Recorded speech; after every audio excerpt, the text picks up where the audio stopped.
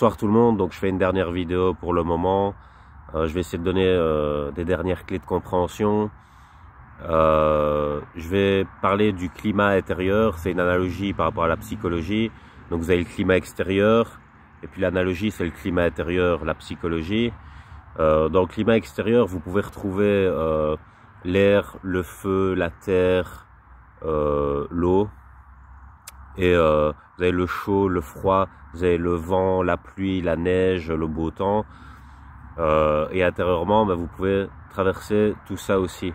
Alors ce que je trouve extraordinaire, c'est que chaque être a sa singularité, dans le sens où il a une conscience qui est enfermée dans ce petit truc là ici, qu'on appelle la boîte crânienne.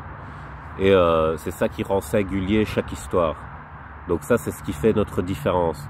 Mais je pense que c'est pas ça qu'il faut regarder en ce moment, c'est plutôt ce qu'on a de commun, et donc il faut revenir à une relativité générale en fait. Et comment on fait? Il faut simplement se dire que la pluie, la nature de la pluie, la nature de la neige, la nature du feu, de la terre, etc. sont les mêmes pour tout le monde.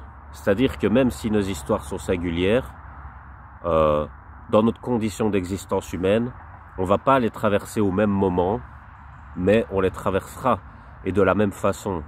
Et donc c'est ça qui peut régénérer de l'empathie pour autrui, c'est de se dire ça.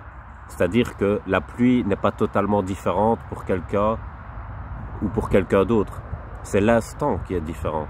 C'est-à-dire que peut-être que dans un microclimat, une personne a du beau temps, et dans un autre microclimat, il neige pour une autre.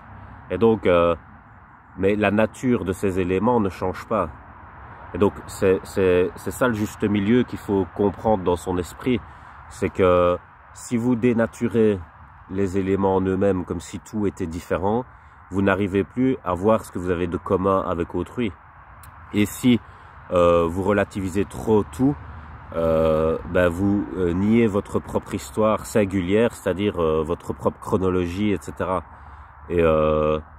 Et voilà, donc c'est la part des choses qu'il faut faire en fait pour créer la singularité, mais aussi savoir avoir l'esprit de synthèse qui permet de comprendre les lois physiques, si vous voulez. En fait, je vais résumer ça comme ça et puis je vais terminer la vidéo. Notre histoire personnelle est singulière, mais les lois physiques sont communes. Voilà, je vais vous laisser sur ça. Passez une bonne soirée.